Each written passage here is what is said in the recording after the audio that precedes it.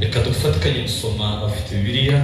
Basi tuungane kusoma kwa wale ambao wako na. Tumaliza kuunganizwa na Yohana ibice 9 n'umurongo wa 4. Yohana 9 mstari wa 4.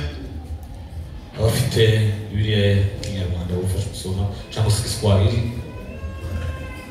Yohana 9:4. Yego. Kwiriye gukora imirimo y'uwantumye hakiri kare. Gukora kwa imirimo y'uwantumye hakiri kare. Kumanywa. Yego. Ugiye kwira n'igihe umuntu atakibasha gukora. Ugiye kwira n'igihe umuntu atakibasha gukora. Amen. Amen. Data turagushimiye kuko tugiriye neza. Mwanya tubaye imbere y'umukobwa w'Imana gutya.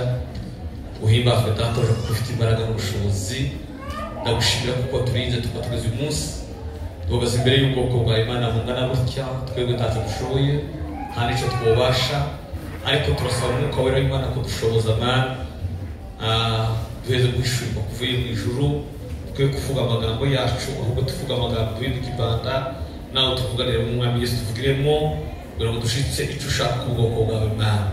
Ubwoko bwawe buheze mwami kwakira no gusuzuzwa, iri jambo rize ari igisubizo, rize ari umuti, rize ari ihamamane ko gutungura urugendo. Zose fikiriza mu cyoro korokire none niri bigashira mu izina rya Yesu twizeye. Amen.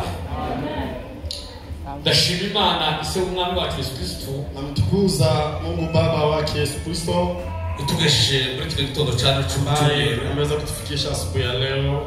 Imana yabikoze ihabwe icyubahiro. Ya Jumapili, Mungu asifiwe. Nishimiye kuyu n'umunsi wa gatatu turi hano. Nafurahia kwa siku ya tatu ambayo tumefika hapa siku ya Friday jioni.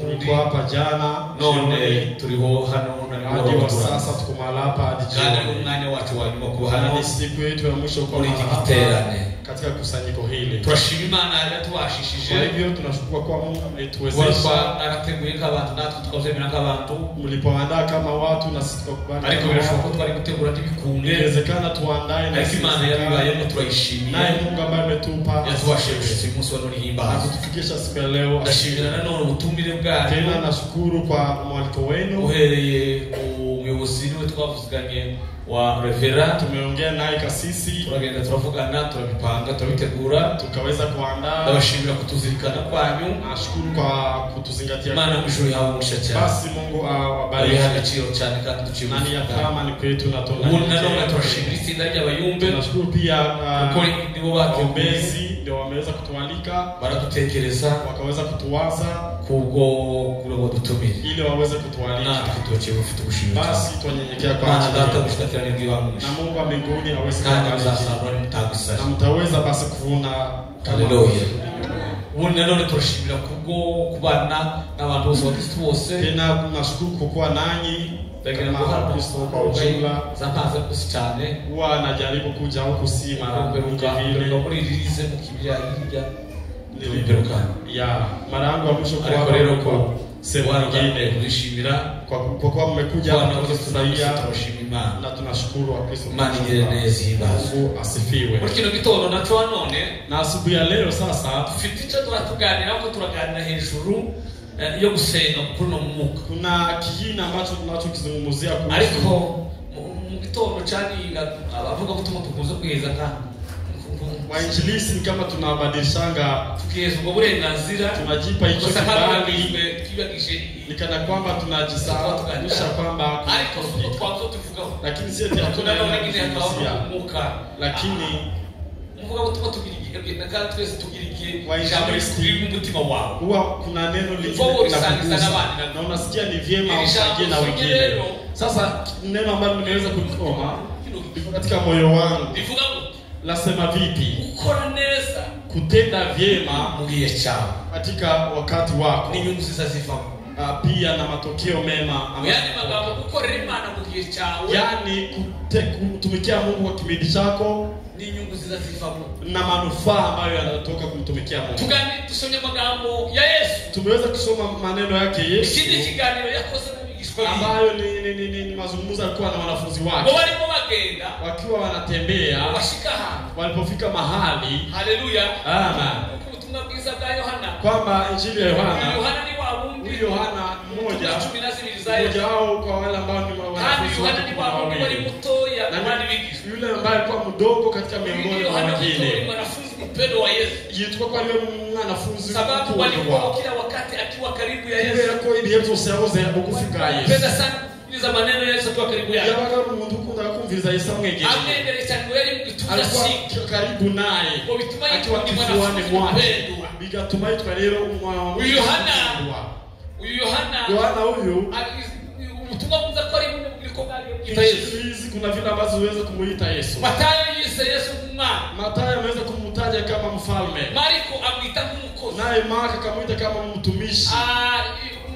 Luka amwita nk'umuntu. Luka akaweza kumunena kama mtu. Ariko Yohana we. Basi Yohana yeye yamwita umwami. Akaweza kumunena kama mfalme wala mtumishi. Yamubona nk'umuntu wala mtu. Ariko mubona nk'umwana w'Imana. Basi akamuona kama mwana wa Mungu. Kwa maana ameweza kumzungumza kwanza. Matayo yavuga ibisekuruza. Matayo ameweza kusema kuhusu ariko Yohana we. Lakini Yohana yametangira bango mbere na mbere hali. Kwanza amemtaja akisema tangu awali palikuwepo Mungu yali Imana. Na neno alikuwa Mungu. Yahoranye n'Imana. Na alikuwa karibu na Mungu.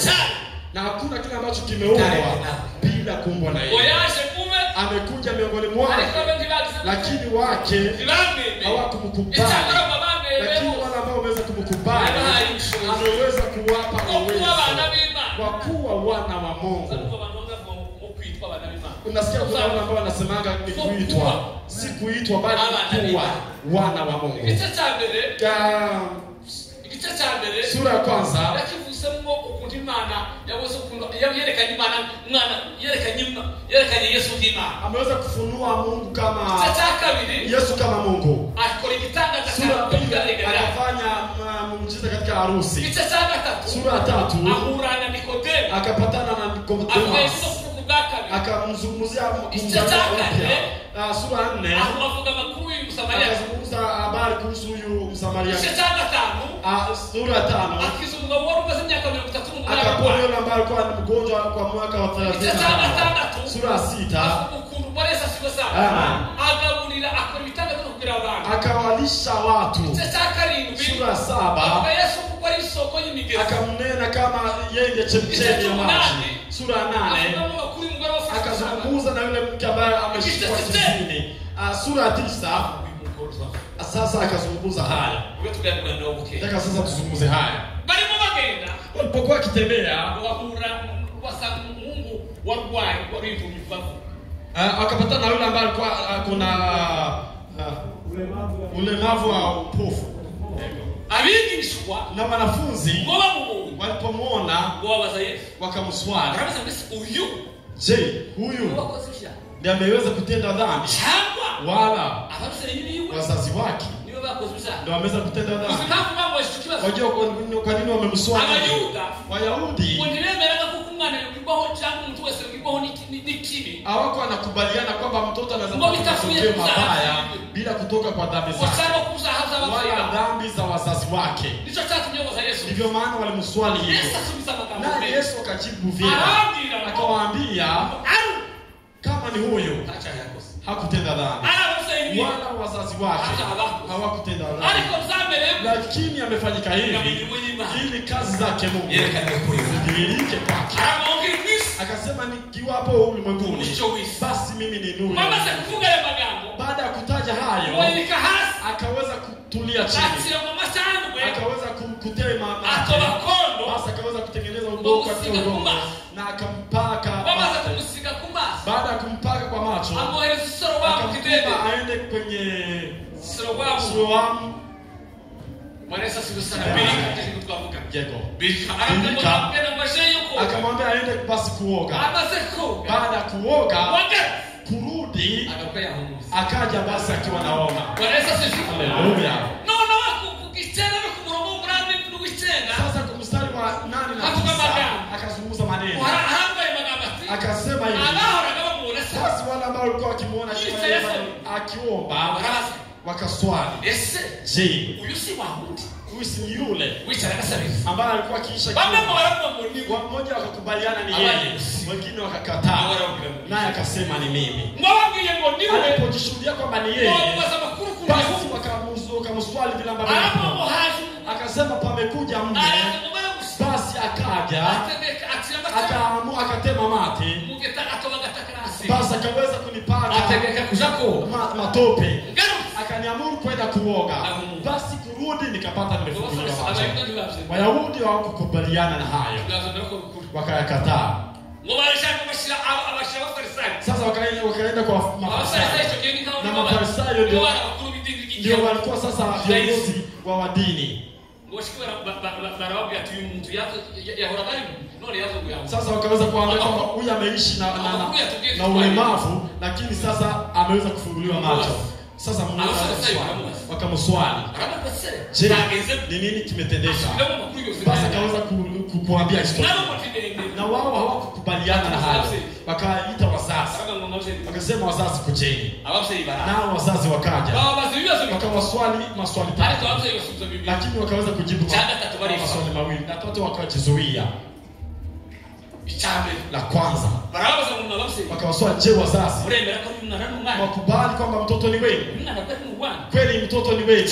La pili, wakubalia kwamba amezaliwa akiwa na ulemavu wala upofu? La tatu, ni nini ambacho kimesababisha yeye kuona? Ni nini?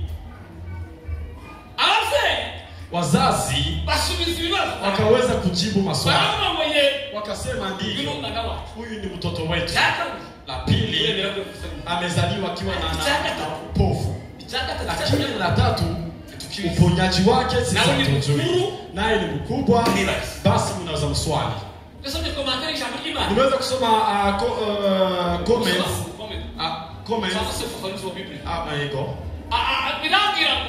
Basi kaweza kuniambia pana ambapo mtu anapatana na Yesu, hakuna mtu mwingine anashuhudia, ni yeye pekee ambaye anashuhudia. Wazazi wako hawezi kueleza marafiki zako, hawezi kueleza siku ambayo umepatana na Yesu. Mwimbaji kaimba haleluya, haleluya, haleluya, akaimba hivyo umunsi mukuru ngo Yesu yakizaga. Haleluya, haleluya, Bwana asifiwe. Akasema kwamba siwezi sahau siku ambayo ameniponya, ambayo nimepatana naye Yesu, siwezi sahau. Hata mimi siwezi nikasahau. Nilikuwa siwezi sahau. Siwezi sahau. Siwezi sahau. Miaka mingi imepita, siwezi nikasahau. Mama hawezi eleza, na hawezi eleza. Ndio maana lakini pana sababu ambayo wao kujishikilia.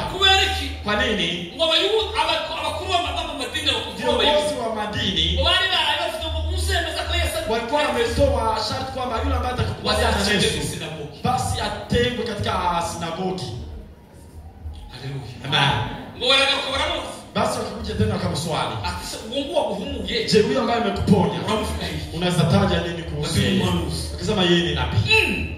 Aje nabii. Haleluya, je, ni nabii? Tena wakakubaliana na hivyo, wakarudi tena, akawaambia neno tena na kushangaza.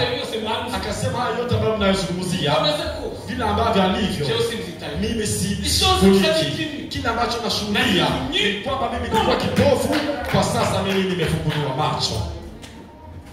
Haleluya. Sasa tena wakamswali, tena wakamswali. Sasa nataka nani pia kuwa wanafunzi? Wakamwambia nenda zako, sisi ni wanafunzi wake Musa. Wakamrusha nje. Walipomrusha nje, naye Yesu akamkujia. Haleluya, haleluya. Akamwambia, mmemwamini Yesu? Ni nani huyo mimi naweza kumwamini? Akasema ni huyo ambaye mnayezungumza naye. Muda huo na Wayahudi wakaja, walipofika akazungumza naye uzuri.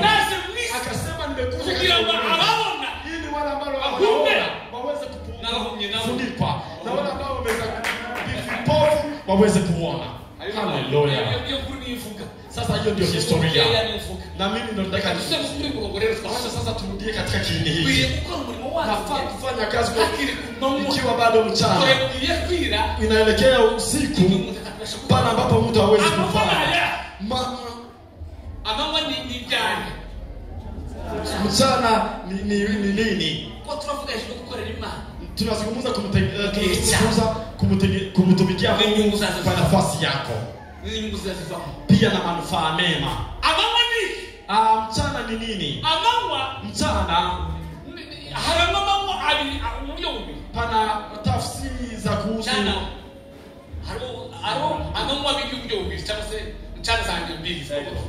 Haleluya. Mchana ina mbili.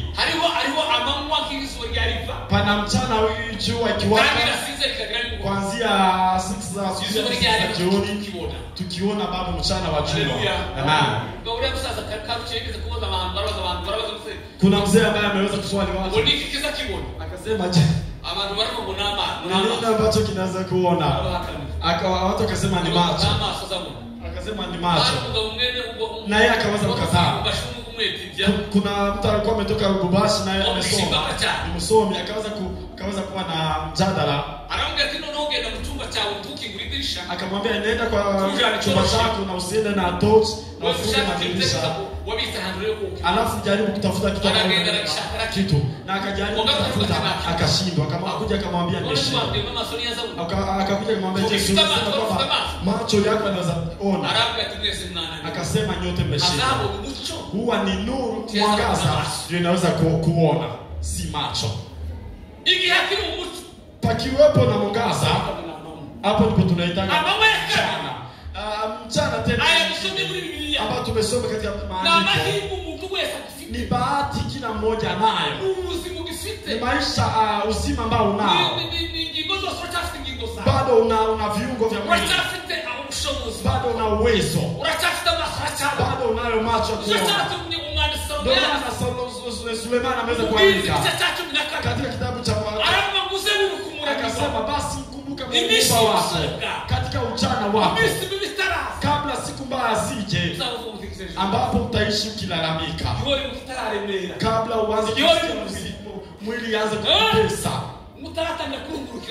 ambapo utakuwa ukijaribu kushinda na macho ukafunike na walinzi waanze kutetemeka. Haleluya. Amen. Akagose kifezi. Pia sasa kama ya dhahabu kabla ikatike. Yani pumzi kabla ikatike. Kumbuka Muumba wako. Kama bado unapumua. Kama una uwezo. Kama una uwezo kutafuta pesa. Kwa ukiwa na nguvu bado. Sasa wewe ni mchana kwako. Lakini pia kuna siku itafika giza nje. Usiku utafika. Usiku ni nini? Tutaweza kuzungumza kuhusu kitatu. Usiku la kwanza kuhusu usiku. Kifo. Kifo kinaweza kuja ghafla. Sasa hapo mchana kwako inakatika. Imeisha. Mchana. Pili, magonjwa. Wala vitu zingine ambazo zinaweza kusababisha ukiwa mgonjwa wa kulishwa. Sasa hapo mchana giza imeingia kwako. Tatu, Yesu anaweza kuja.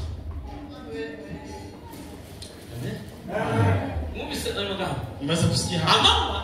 Mchana ni bahati ambayo bado unayo ambayo inaweza kusaidia kumtumikia. Usiku inaweza kuwa kifo, magonjwa, wala sababu nyinginezo ambao wala Kristo kurudi. Ndio maana Yesu ameweza kufanya kazi ambayo amemtuma. Inaelekea usiku ambapo sitaweza. Alikuwa kijitaji. Kwa siku zake. Yesu ameishi kwa muda wa miaka 33. Ilikuwa tu miaka 3 na yameweza kumtegemea Mungu. Alikuwa akiona anaelekea msalabani. Alikuwa anaona siku zinaisha. Basi akaambia wanafunzi, nafaa kufanya siku za kutumikia Mungu bado ikiwa mchana. Giza inaelekea ambapo sitaweza. Yego. Kazi itakwisha. Fanya bidii kuokoa ndugu. Koresha shoboka kuna mabasha ukiza. Fanya vyema. Fanya kwa bidii. Ukora nini na leo? Kumtumikia Mungu ni nini? Ukora neza mgiesa wewe. Fanya vyema katika bisobanuro iki yamaanisha nini? Basi nitaweza kuzungumza vitu tatu. Kwanza nitaweza kuelezea nini? Nitaweza kuelezea nini ambapo tunafaa kumtumikia Mungu katika nafasi zetu. Tena manufaa. Tena tukamatishe somo letu. Atukuzwe. Lazima nimtumikie. Ni lazima nimtumikie Mwokozi Bwana wangu. Nisipoifanya kazi yake siku moja nitadaiwa. Mavuno mengi yamefika, watenda kazi ni wachache. Sasa inamaanisha nini? Nukumenya gukoresha neza. Kujua kutumia muda wako vizuri. Ukamenya kubaigesa. Wala kuhesabu muda wako vyema. Sisi kwa wale abantu bakunda kusomano kandi bangoza wazi Kifaransa. Pengine kuna wale ambao wanajua French. Nakurangira kitabu Zakaria yanditse. Kuna kitabu kitakachokusaidia kutumika muda wako vyema. Ni kitabu yisemo utilisation du temps. Chitwa gutyo. Kumenya gukoresha igihe cyane. Basi kujua kutumia muda wako vyema. Ameweza kuandika maneno mazuri. Kuna vile ambavyo ameandika kuzungumza na familia yake. Muda ambao ametaka kutembelea wagonjwa, muda ambao ametaka kusoma neno, ameweza kujua kupanga muda wako. Yale ndio kujua kupanga muda wako. Mswahili anasema ukishindwa kupanga nani kwa kutegura unapanga kushindwa. Ahubwo naelewa. Hii mtanani wa kutegura. Basi ukishindwa kupanga. Abali bategura kunesha. Basi unaandaa kushindwa. If you fail to plan, kama basi unashindwa kupanga, plan to fail. Basi umepanga kushindwa. Hallelujah. Amen. Abantu basi kukoresha kicha. Watu wengi hawajui kutumia muda wao vyema. Mwisho kitabu Zakaria katika kitabu hicho cha Zakaria ambaye amesema kuna hukumu 7 ambazo tutaweza kushinda. Huwa mimi nashindwa na 3. Ya kwanza tutaweza kuswali kuhusu maneno ambayo yote tumeweza kuyazungumza. Na akina mama ndio uzungumza mengi. Zakaria anasema baada ya 25,000. Yes. Hivi 15 hagati ya 10 na 15. Yes. Wabadamu ni bazafu takuya muri wavuga cyane. Huwa akina mama uzungumza. Abagabo nabo bakavuga hagati ya 10 na 15. Basi na wanaume tunazungumza kutoka 11 hadi 15,000. Haya yote tutaweza basi kuonyesha. Haya wafuzo wote ngwe. Ambao wamezungumza kwa jokes. Utani. Uzana kama watu kufuka. Yale ambayo unazungumza kwa utani pia. Yale ambayo unaandika kwa WhatsApp. Utaweza basi kuswali. Kwa maana Biblia inatoa mashauri. Inasema kwamba amagambo ya maneno yenu wazahora libaki. Basi yao machache. Kama magambo meshi. Kwa maana maneno mengi kutoka mtu hawezi yakosa na lawama. Basi unabadilika kulinda ulimi wake. Basi anajua kulinda mwili wake. Chaka. Na pili, basi tutaweza kuswali kwa wataswali kuhusu vile ambavyo tumeshikilia muda wetu. Bila baada ya kusoma neno umeanza kusengenya wengine. Basi utaweza kuswali. Yale ambayo umepoteza. Basi utaweza. Ya 3 ambayo inataka kuokoa. Bila ambavyo tumetumia vitu vya faranga, nafasi, pesa, wacha ni waswali sasa mnijibu. Je, igice kimwe cha 10 fungo la 10 ni cha ni ya nani? Mtu mwe utara kwa kambaza. Mtu anaweza nyosha mkono anijibu. Fungo la 10 ni cha ni chima. Fungo la 10 ni ya Mungu. Ichenda kisigai ni gani? 9 kwa 10 ni ya nani? Mungu nao kwa Uswisi. Mwingine anaweza jibu. Ichenda kisigai ni gani? Ni gani ya la mwenyewe? Chanda yote ya bisinze. Anko amejibu vizuri na wewe unajaribu. Yote ni ya Mungu. Tofauti uko wapi? Fungo la 1 ni tegeko. Fungo la 10 ni sharti. Ni commandment. Sasa 9 ambayo imesalia bado ni ya Mungu. Lakini ambacho Mungu anatupa kibali bwo kuyashira ya manage, lakini bado belongs to God. Umeweza kuelewa? Sasa fungu la 10. Je, naweza nikawafunza sababu 7 ambazo vizuizi 7 ambazo zinafanya watu kutokutoa fungu la 10. Wacha nizunguze moja ambayo inatufanya kutokutoa fungu la 10. Katika French wanasema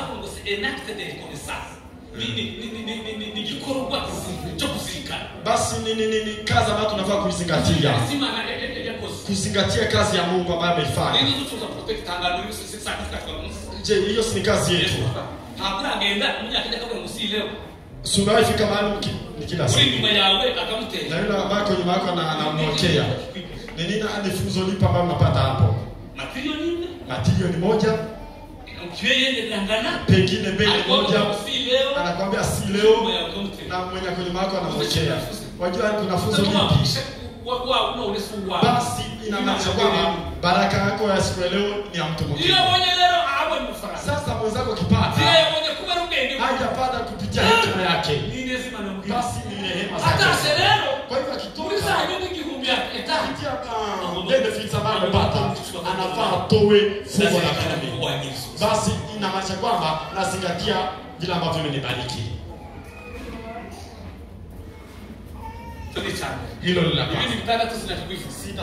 Leka mvugereri mpamvu. Wacha nizingie sasa ambayo inawafanya watu kutokutoa fungu la 10. Sababu ya kwanza ni kutokuwa na moyo wa kuzingatia kila ambacho Mungu amemfanyia. Kuna wale ambao wamezaliwa pamoja ambao wamekatika miguu. Sasa wewe kwa na miguu yako ni uwezo wako. Mwanadamu kuna wale ambao wameolewa pamoja wao sasa ni hawajaza Biblia inasema kwamba mtoto ni zawadi kutoka Mungu.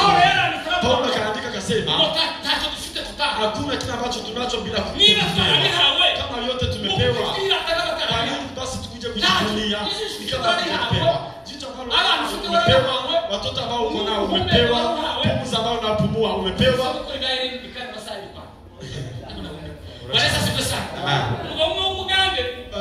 Mtu kutoka hapa Uganda alikuwa na miaka 75. Akiwa mgonjwa akaenda hospitalini. Basi akaanza kumuongezea pumzi kwa muda wa masaa 24. Alipozaza muda kuisha wakampa risiti ambaye anafaa alipie. Alipoona akiwa mbele zake daktari akalia basi. Naye daktari akamuuliza, "Je, umewalia kwa nini? Je, umeshindwa kusaidia kulipa?" Hapa kuna wafadhili ambao wanaweza kusaidia kulipa. Akamwambia sijalia kwa sababu nimekosa pesa. Kile ambacho kimenifanya kulia. Na nimelia kwa maana nimesaidia miaka 75. Nikipumua hata sijawahi enda hata sijawahi toa sadaka kushukuru. Daktari na wiki nikasema naye daktari kusikia hivi alisikia kulia akiwa mgonjwa na daktari wote wakalia basi wakaweza kufikiria kazi zake Mungu, kusikia neema zake, kutumia muda wako kumtumikia muda wako n'umuntu wagiriwe ubimenya. Amesema kanuni shumi wazazi tumumtajira kanuni yetu ambazo zinamfanya mtu kuwa na manufaa kwa muda wake. Kanuni ambazo zinakufanya katika muda wake. Amen. Mary amesema kwanza ni kuwa na life with purpose. Hallelujah. Amen. Mtu anaamka na kula anadhani kwamba ataishi milele. Kuna watoto na bibi na watoto. Hajui kwamba kuna watu wengine wanaishi, hajui wengine wanafaa kula, hajui kwamba nguvu zitakuja kuisha. Ndio maana Yesu ameweza kusema nafaa kufanya kazi. Yule ambaye amekuja mchana, yaelekea usiku ambapo mtu ataweza kufanya kazi. Asifiwe Yesu. Haleluya. Amen. Sasa yamaanisha nini? Kwanza ni kujua tumia muda wako vizuri, bahati wala kibali chako vizuri. Kuna mchungaji kwa hapa Nairobi, hapa Kenya, pana mtumishi wa Mungu. Wacha nikuje kwa pana mtumishi wa Mungu. Patana na yeye. Mimi najisikia kupigia saluti. Yeye ni mtumishi wa Mungu. Yeye ni dini lakini ako anafaa kuitwa mchungaji. Sababu ya kwanza ameishi kwa muda wa miaka 6. Anatolea Mungu bila kusahau fungu la 10. Hata inafika mahali anaweza kopa kama ndio anaweza kopa kwa familia yake. Kila Jumapili anatoa 10,000. Kila wiki anatoa 10,000.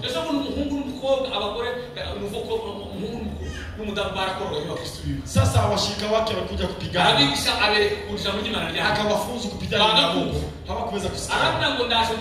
Akawaambia anakuja kwa nyumba yenu. Basi nitatoka kwenu. Alilala katika sitting room kwa muda wa mwezi wa miezi 6.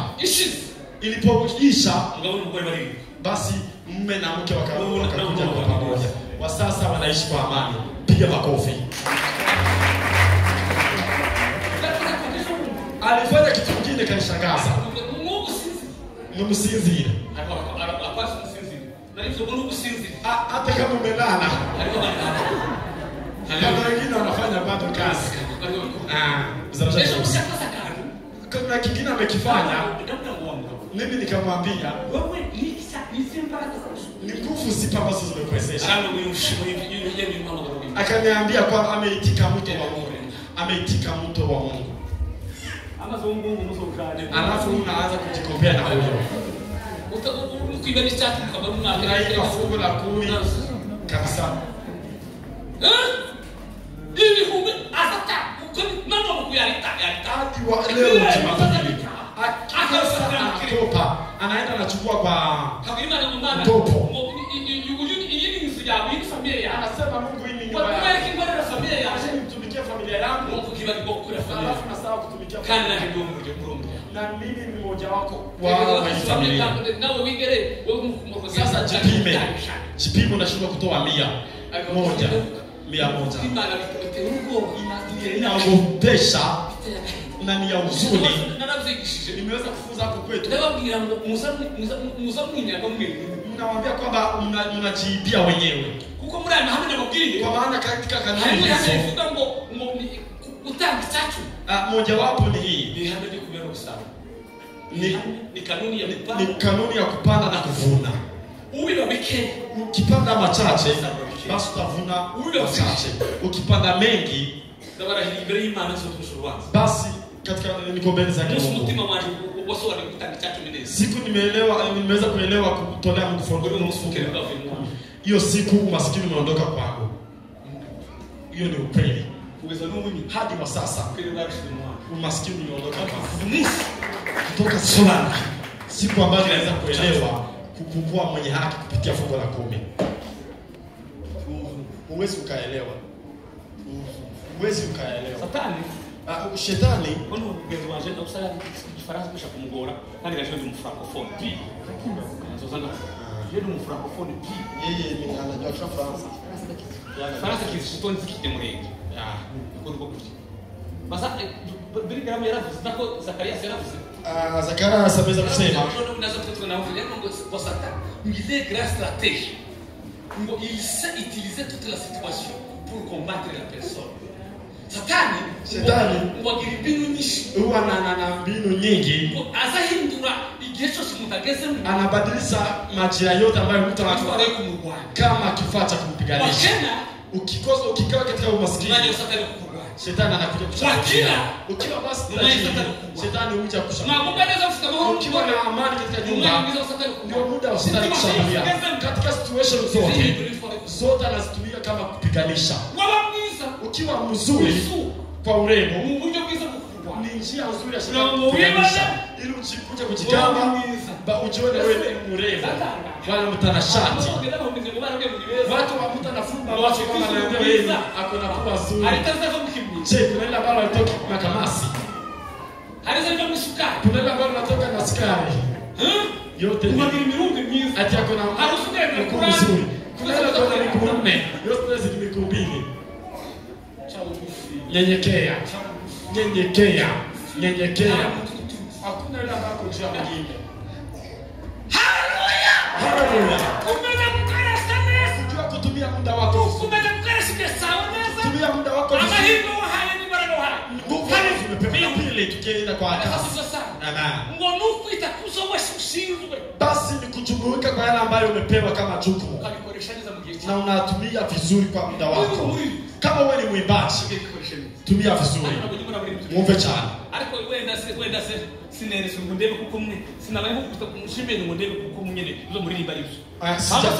Sitaweza kuzungumza. Sitakuja kuweza kuelezea. Nimekuja kuhubiri, nimekuja kufunuliwa. Yote yanakuja. Mungu akitubariki yote yanakuja. Mtu anakijaribu kuimba. Mungu anakuambia kwamba ni hapa. Hayako hapa. Ni kwa mdomo tu. Sasa akiimba akiruka sisi tunatazama. Akiruka Mungu ananiambia vile tu anavyoruka anaishi kabisa, anaishi hayo maisha. Sitakuja sasa kunena haya. Nimekuja kuambia ni kujua kutumia karama vizuri ambayo Mungu amekupa. Ni vile ambavyo Mungu amekupa karama. Basi Mungu atukuke. Unapoimba Mungu atukuke. Unapoimba Mungu atukuke. Ukifunuliwa basi Mungu atukuke. Haleluya. Amen. Yote yatumia fanyike ili jina lake Mungu litukuke. Kwa hiyo kuna vile watu watumia karama vibaya. Akijaribu kufunuliwa anaanza sasa kuiuza karama Mungu. Anaanza kuiuza. Akianza kuimba. Basi akaanza kusema yeye ni mwimbaji kibinafsi. Sasa anabaki anafanya practice zake peke yake. Amefanya muujiza. Amen. Si yako. Uanze kunena. Kutumia muda wako vizuri. Ni kutumia karama yake Mungu amekupa. Unaitumia vizuri na Mungu ameweza kutukuka. Haleluya. Amen. Haleluya. La tatu sasa. Haleluya. Haleluya. Ngono kumenya ni kujua ko igihe chawe kitagireuta na misala tutakumunige kitagiri ni kujua kwamba kuna ukomo wa maisha yako wala mwisho wa maisha yako. Kukora igihe ariko sikuko kifite ni kujua kwamba kuna mwisho wa maisha yako. Wageni watu walikuwa matatini. Sasa ni marehemu. Simana mishukue. Imezame mbele. Tuzabona tukadasa. Wakole imana. Amalengo ni unguru kwayo. Simana mishukue. Simezame mbele. Kamana wewe. Tawona kamuwe. Wakole imana.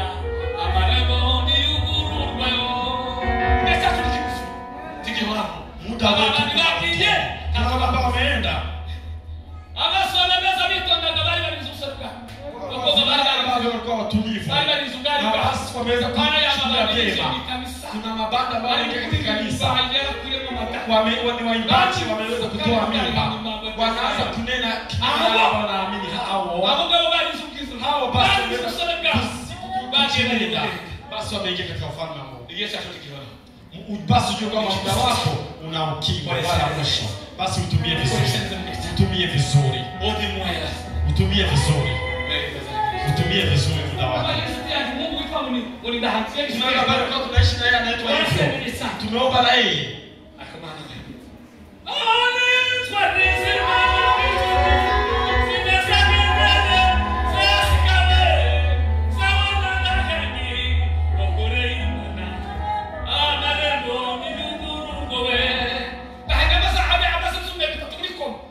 Akawa kwa muda wa maututi, akaona malaika wamekuja wengi, wakaona wamekuja kumlaki, akaanza kuimba akiwa amekalia kwa muda wa maututi, akataa roho na kasimamishwa. Madaktari wakakimbia wote, wakaanza kuswali hapo, wakasema tulia baba, malaika wamekuja kumlaki. Je, akina nani watakuja kukulaki? Ni akina nani watakuja kukulaki? Na mimi mpendwa Mungu, na mimi malaika watanilaki, watakuja kunilaki. Muda wako ujue utaishika, wewe itaweza kuishi.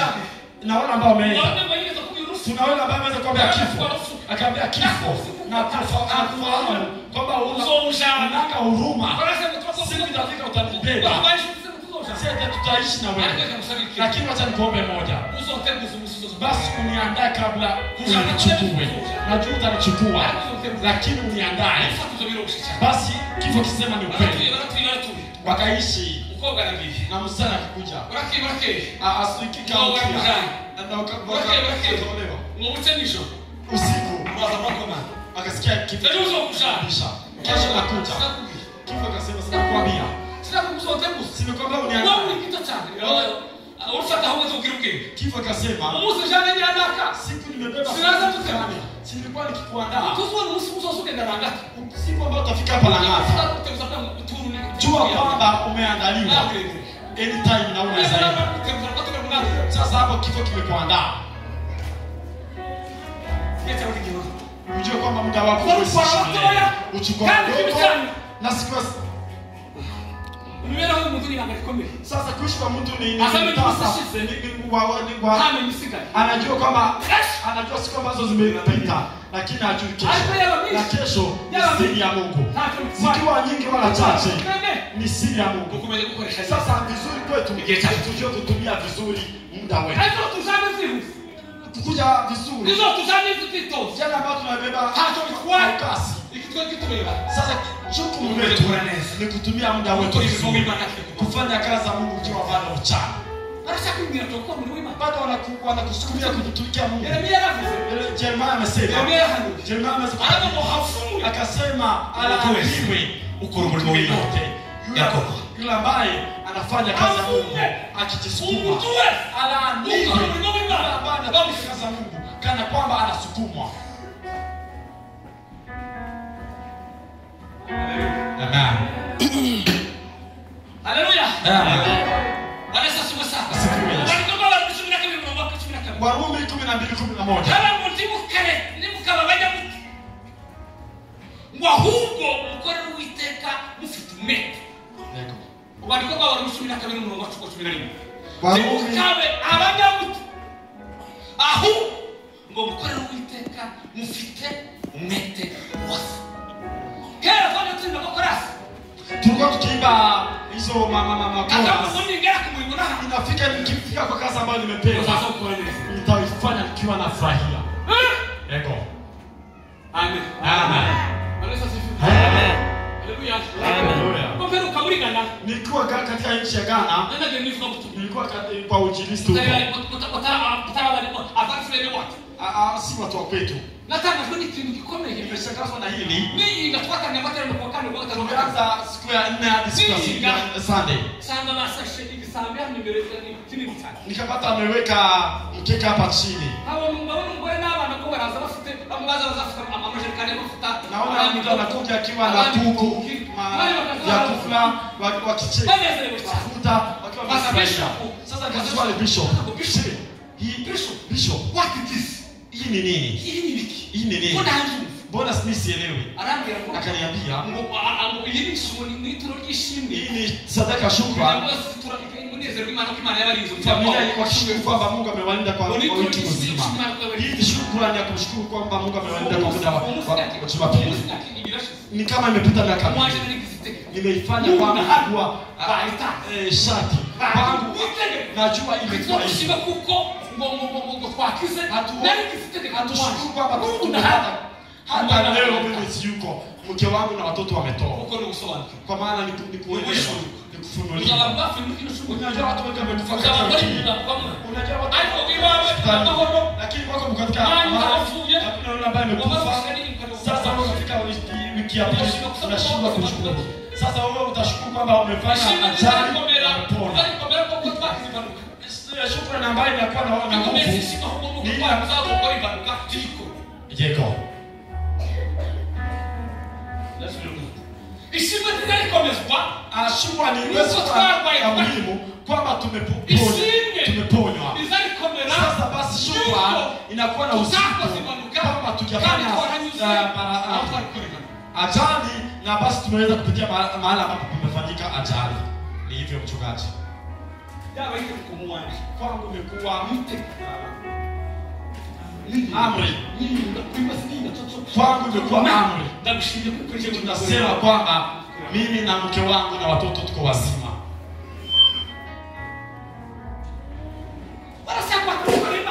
Wewe bado unasukuma kumtumikia Mungu.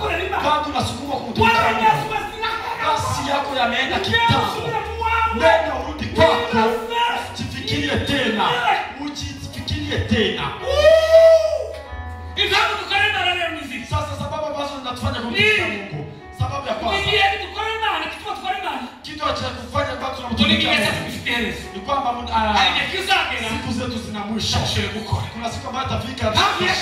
Sababu ya pili ambayo inatufanya kutumikia Mungu ni kwamba Mungu atatuswali, atatuuliza. Biblia inasema sisi sote ambao tunataka kusimama katika mbele za kiti cha enzi cha Mungu, kila mtu anahesabiwa ya kupitia yale ambayo ameyafanya. Haleluya. Tukiwa shuleni ndote kama mama aweza kutufunza judgment ya Mungu, hukumu ya Mungu, hukumu ya kazi, hukumu ya Yesu. Zote ni hukumu saba. Lakini hukumu yake Yesu na kazi na hukumu yake Yesu ni hivi. Mbona nimetoa mtoto wangu nini ambaye amekufanya kumwamini? Hiyo ni hukumu ya Yesu. Ni nini ambayo amekufanya kutukuamini Yesu? Ya pili. Sasa hukumu ya matendo. Nikaona kitabu kimefika ambacho ni kitabu cha uzima ambayo imeandikwa majina ya watu kaibidi ufalme. Nikaona kitabu pia cha kazi. Amen. Cha matendo. Ni watu wanataka kufuatilia huwa sometimes nachukua kitabu cha na ikisha akaunta anakuja ananipea kitabu cha fungu la 10 naandika John na jaribu kumwangalia napata jaribu na naweka na angalia mwezi wa pili. Kuna wengine napata kwa muda wa mwaka gota imeita bila kutoa. Sasa najaribu kufikia kitu kwenye mtandao wa Jumapili kwa kanisa. Hatutaingia katika mbinguni kupitia matendo, lakini matendo yanadhihirisha kwamba tumeokoka.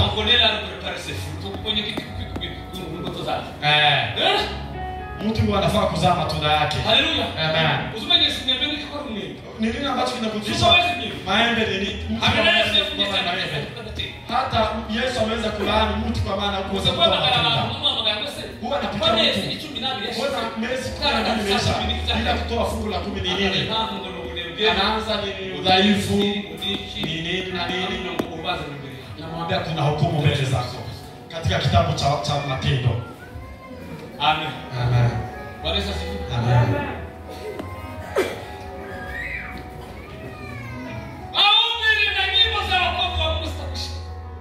Ingili ngodi zikisho ajimzashira. Haleluya. Bwana Yesu asifiwe. Haleluya. Haleluya. Kuna yule ambaye amefanya kitu Amerika akachakaza. Alikuwa alikuwa mmoja wapo matajiri katika Amerika. Jua alikuwa ameokoka akasikia moyo wake unamshuhudia kwamba anafaa atoe pesa zake. Akatoa pesa zake. Akazitoa zote. Zote akazitoa. Ikafika mahali kama nyumba zake ambazo alikuwa anaishi. Kwa sasa anaishi katika hema, anasubiria kurudi kwake Yesu Kristo. Watu ambao wameweza kufunguliwa. Amen. Amen. Hallelujah. Amen.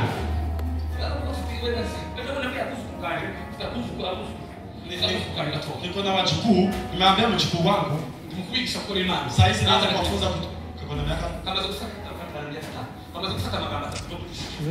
kameanza kushika maneno matatu kwa yule ambaye kameweza kuelewa kutoa fungu la 10. Kama unajua kwa kudanganya ni vibaya, kanajua kutenda vibaya ni vibaya, kanajua kwamba kakifanya vibaya kanafaa kutubu. Basi mtu akampea 100. Ananiita baba. Akakuja kaniambia baba, nitatoa pesa ngapi? Mimi sikuwa. Nikatoa mtoto ameshika. Mtoto anashika. Ukifutaka mtoto ukiona mtoto amepita miaka 10 bila kufunza. Mtoto anaanza kufunzwa kwa miezi 4. Anafaa aanze kufunzwa kwa miezi 4 hadi miaka 10. Ukiona hiyo miaka 10 imepita, mtoto anaanza kusikia akiwa na miezi 4 kwa tumbo ya mamake. Mtoto anaanza kuomba msamaha. Mtoto anaanza kuambia kama unakosana kama msori. Anajua kitenda vibaya anatoka. Sasa mtoto alienda kwao, nimeanza kudhoofika kwamba mtoto mamake mdanganya, babake mdanganya. Huyu mtoto atakuwa aje? Babake ni mdhaifu. Je, huyu mtoto atakuwa aje? Tuna vitu mbili watoto wanataka sasa. Malezi na inheritance. Hallelujah. Amen. Urithi ni kweli. Sasa malezi ni sisi. Umurage niki? Ana urithi ni kuwapea Kristo Yesu. Apostol amesema neno zuri. Kitwaza akasema babaka kumwachia pesa, hakumwachia ng'ombe, lakini amemwachia wokovu. Lakini hakuna hoteli kubwa ulimwengu hajajalia. Hakuna ndege kubwa ulimwengu hajaisafiri. Hakuna ndege nzuri ambayo hajafly nayo. Hakuna maana baba hajaisha hawezi kufunguliwa. Kwa maana babake amemwachia wokovu. Je, utaachia nini mtoto wako? Shida.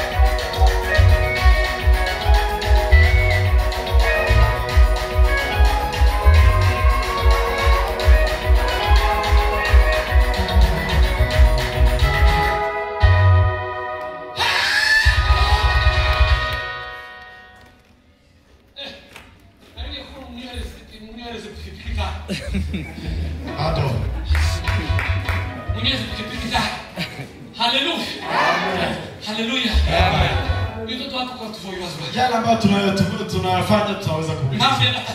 Sababu ya tatu, kwa maana mavuno, mazao ni manufaa kwetu. Mazao ya kesho manufaa kwetu. Hakuna wengine ambao wataweza kurithi na sisi na watoto wetu. Tukimtumikia Mungu vyema, hakuna wengine watarithi hayo. Ni sisi na watoto wetu. Amen.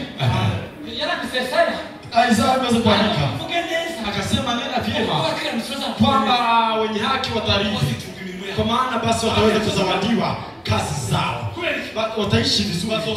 Wataweza kuvuna kupitia yale ambayo wanafanya. Sababu ya sisi kutumikia Mungu kwa muda wetu ni kwa maana matokeo ndio manufaa yetu na vizazi vyetu. Haleluya. Haleluya. Haleluya. Haleluya. Haleluya. Haleluya. Kimtumikia Mungu vizuri, watoto wako wataweza kupata mengi. Nilipofika Kampala nikapata nyumba wameweza kumjengea Kabuye. Nyumba nzuri vizuri. Akasema watu wa familia pesa mingi imetolewa na waombezi. Nikakumbuka vile ambavyo alipoelekea kufa. Pana mahali siwezi nikataja. Ukuje nikwambie mahali chini ya mwamba. Nimepata akiwa hapo kwa muda wa wiki mbili. Akiwa amejiwekea box. Akahinduna kwa muda wa wiki mbili. Ndipo alienda hadi akakufa. Basi tukimtumikia Mungu vizuri, manufaa, matokeo mema ni yetu na watoto wetu. Kama unataka kuona matokeo mema, watoto wako waishi vizuri, wewe usipokuwa, basi mtumikie Mungu kwa muda wako. Kwa maana yale ambayo yakatoka ni kupitia kwa kazi ambazo unazifanya kwa sasa. Haleluya. Haleluya. Amen.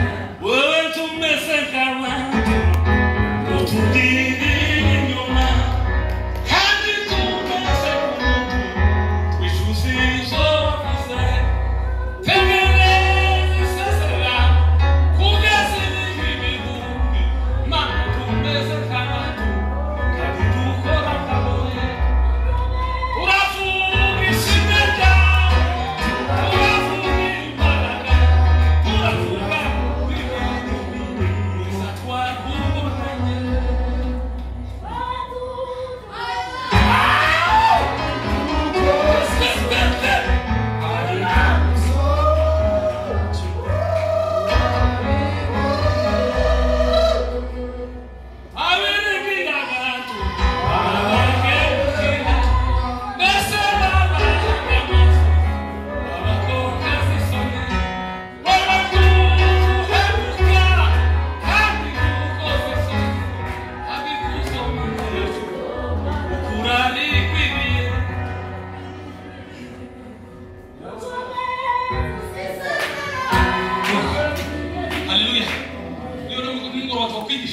kama John siwezi kafunga tumwingiza hadi Mungu sufi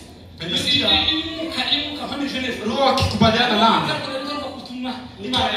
nilikuwa nimehubiri lakini nasikia ujumbe umefika, lakini siku ya leo nasikia ujumbe umefika kwenu.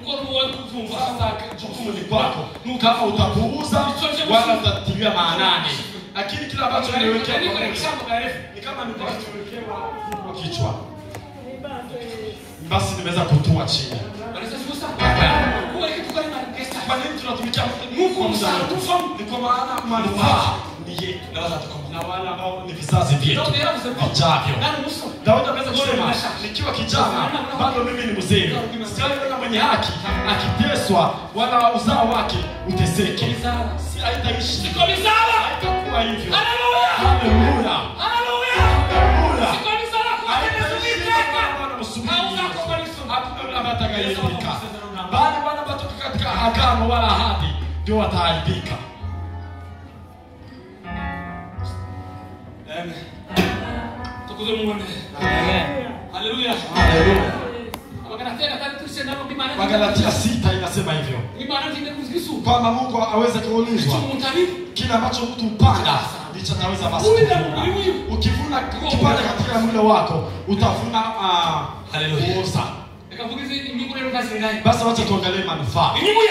Manufaa tukimtumikia Mungu katika vizuri kwa kipindi chetu kwa muda wetu. Kwanza tumeweza tumetimiza kila ambacho Mungu ameweza kutupa.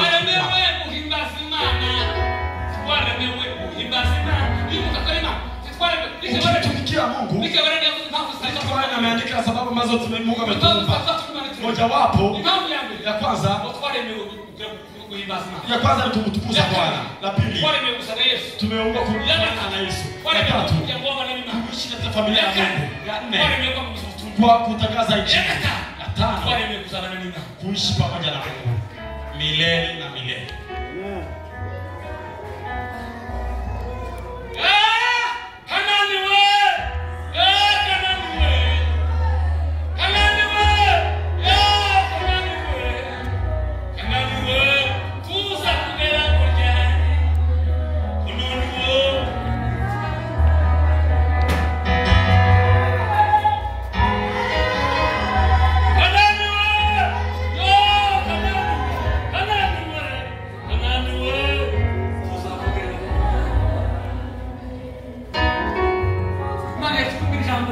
Kuna kitu Mungu ameniambia. Kama miaka 2 nilikuwa mgonjwa. Nilikuwa mgonjwa sana mahali mahututi. Acha niache. Basi kumtumikia Mungu. Matokeo kwanza kutumiza kila ambacho Mungu anaweza kutuumbia. Hatukuumbiwa kuzaa tu. Hatukuweza kuumbiwa kufanya kazi. Basi ni kufanya kazi za Mungu. Muda ni kama la pili. Kumtumikia Mungu kwa muda wetu heshima inamtukuza Bwana. Inafanya Mungu kutukuka. Nilisema ukiona matendo ya mema basi atafanya Mungu kutukuka. Tumikia Mungu vyema inamfanya Mungu kutukuka. Haleluya. La tatu, manufaa ya tatu. Kuwa na moyo ambao moyo ambao uko strong na uwezi wanyura mwibazo. Haleluya. Kile mkaza kutaka ukashika. Ufuzu kutaka ukashika. Wajua ukifika mahali ambapo kushika ambapo umetikia Mungu vizuri. Unafaa kusikia moyo wako umeshikamana. Tumeweza kusoma neno la Mungu. Nimesema inafaa kufanya kazi. Mungu bado ukiwa mchana. Rafiki yako usisukume kutoa fungu lako. Ni manufaa ya kuchungaji. Wasikwambia kulipa rent. Ni manufaa yako. Ni manufaa yako. Ni manufaa yako. Kazi zako ni kazi yako. Jukumu lako ni kutoa. Wachungaji wakitumia vibaya hautaumizwa. Kazi yako ni kutoa. Wachungaji wao ndio wataujumuika inafaa vile ambavyo inafaa kufanya. Sasa kwa kugawa baraka toa. Mungu atuzuke ili usiku usije kaza na pato. Ujipate unajuta. Imani wewe. Mungu abariki. Imani wewe sana. Mungu abariki. Imani mashauri. Imani mafashi. Mungu abariki. Imani wewe mwisho. Imani wewe kufungulia beta. Mungu awezeshe. Ili si aliteka. Kwa maana siku zenu zinaisha.